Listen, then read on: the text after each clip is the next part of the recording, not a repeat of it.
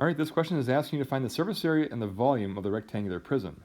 Now, when you attempt a question like this and look at the figure, you need to try to find a congruent, parallel, and opposite shape within the figure. And in this case, it happens to be this L. That's congruent, parallel, and opposite in the figure where there's two sides the exact same. Then once you've identified the base, then you go over here to this next thing to think about, which is what is the area of that base, what is the perimeter of that base, and then the height of the prism. The height of the prism is how far apart those two congruent shapes are. In this case, the height of this shape is going to be a 4.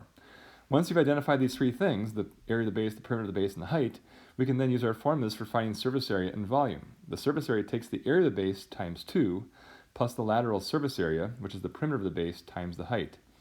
Then the volume just asks you to find the area of the base times the height. Now our base being this piece right here, if I'm going to find the area, the one piece that's missing that makes this problem hard to figure out is this little top edge right here.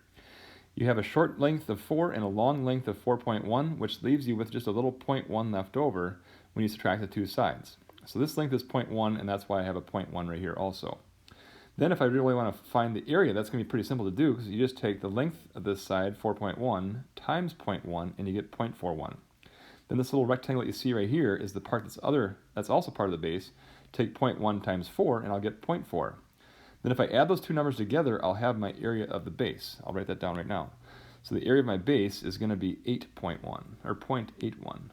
Okay? My perimeter of the base is going to be these sides all added up.